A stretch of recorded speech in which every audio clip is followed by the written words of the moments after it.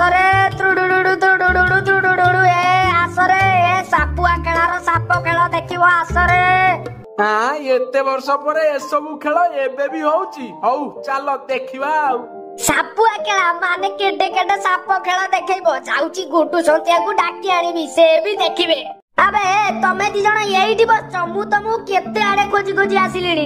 କାଇଁ ଏମିତି ସକାଳୁ ସକାଳୁ ତୋର ଆମ ପାଖରେ ଏମିତି କଣ ଦରକାର ପଡିଲା ଯେ ତୁ ଆମକୁ ଚାରିଆଡେ ଖୋଜି ଖୋଜି ଆଇଛୁ?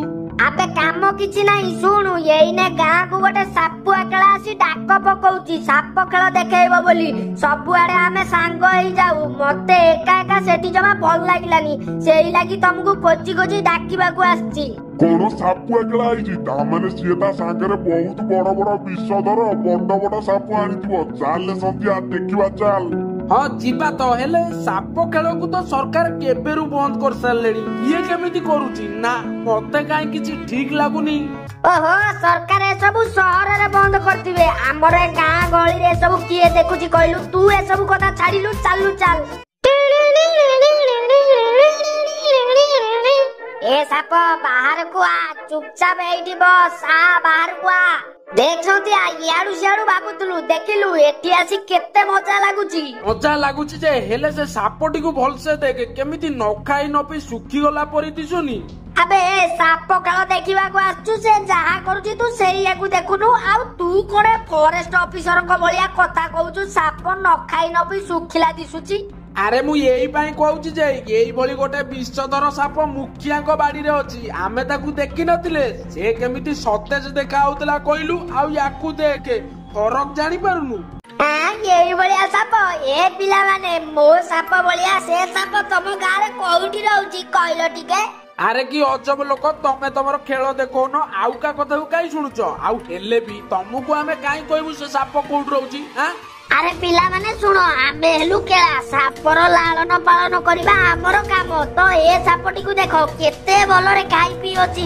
ତମ ଗାଁରେ ସେ ସାପ ନ ଖାଇ ନ ପିଇ ସେ ଏମିତି ବୁଲୁଥିବ। ତମେ ମତେ ଟିକେ ତା ଜାଗାଟା କହିଲେ ମୁଁ ତାକୁ ଭଲରେ ଖାଇବା ପିଇବା ଦେଇ ରଖିବି ବୁଝିଲ? ଏ ସନ୍ଧ୍ୟା ଲୋକଟା ତ ସେ ସାପର ଭଲ ହିଁ ଚାହୁଁଛି ନା ତ କହିଲେ ସେ ଜାଗାଟା କୋଉଠି? ମତେ କାହିଁ କିଛି ଠିକ ଲାଗୁନି।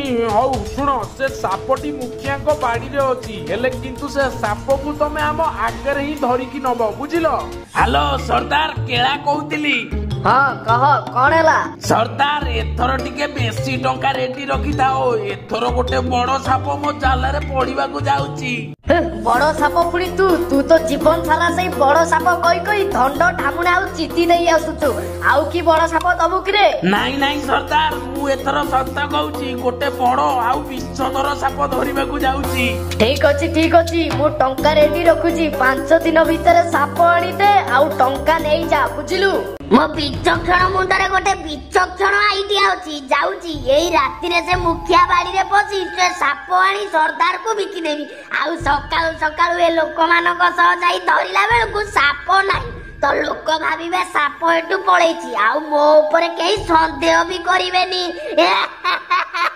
ଶୁଣ ଗୁଡୁ ମତେ କେଳାର କଥାବାର୍ତ୍ତା ଚାଲିଚଳନ କିଛି ଠିକ ଲାଗୁନି। ମତେ ଲାଗୁଛି ସେ ସାପର ରହିବା ଜାଗାଟା ଜାଣିଛି ମାନେ ସେ ସାପକୁ ଧରିବା ପାଇଁ କିଛି ବି କରିପାରେ। ଶୁଣ ଆମେ ଗୋଟେ କାମ କରିବା ରାତିରେ ଆଜି ଚାଲ ମୁଖିଆଙ୍କ ବାଡିରେ ପୁରା ପହରା ଦବା।